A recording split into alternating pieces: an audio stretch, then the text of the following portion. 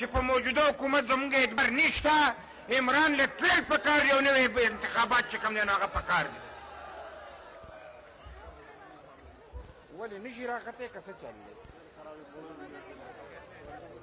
دا پوړی لږې داسې زه مریم بیبي دلته راورسېدم.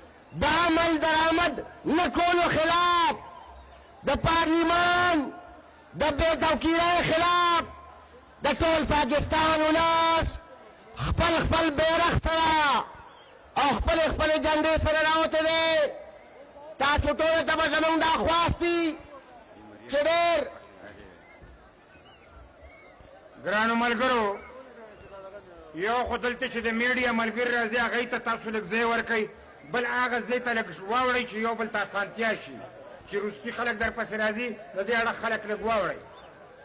او زه اوس چې کوم دی نور زموږ مشران سټیج ته راختو واله دي، غالبا مریم بیبي چې کوم دی هغه را رسېدلې ده، هغه به چې کوم دی اوس سټیج ته راخیږي او ورپسې چې کوم دی نو بیا مولانا فضل الرحمن صاحب هم دلته چې تخواوشا دی. خدای دې وکړي چې تر دې راورسي. تاسو چې کوم دی نو لارې پرېږدئ چې دا مشران په اسانه باندې راشي. ګرانو ملګرو، تاسو ټول یو بل ته ځای هم ورکئ، لار هم ورکئ، ځکه چې دا ریلي ده او د ریلۍ دپاره چې کوم دی داسې سټیجونه نه وي، هغه هم په لاره ځي او په لاره تکرونه کوي. نن د مردان ډیویژن خلکو د دې خواوشا خلکو دا وښوله چې په موجوده حکومت زمونږ اعتبار نشته، عمران له تلل پکار دی او نوی انتخابات چې کوم دی نو هغه پکار دی.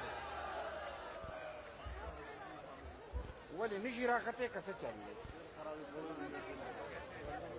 دا پوړی لږې داسې زه مریم بیبي دلته راورسېده،